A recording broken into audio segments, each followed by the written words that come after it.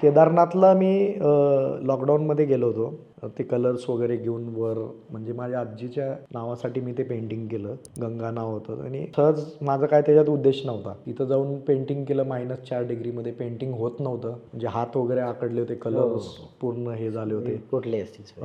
आणि ते पेंटिंग कसं बसं पूर्ण केलं आणि मला हेलिकॉप्टरनी खाली आणण्यात आलं. मी कलर वगैरे ब्रश तिथंच सोडले. मला आयुष्यात परत मला पेंटिंग होणार आहे का नाही माहीत नाही, इतका त्रास मला तिथं झाला.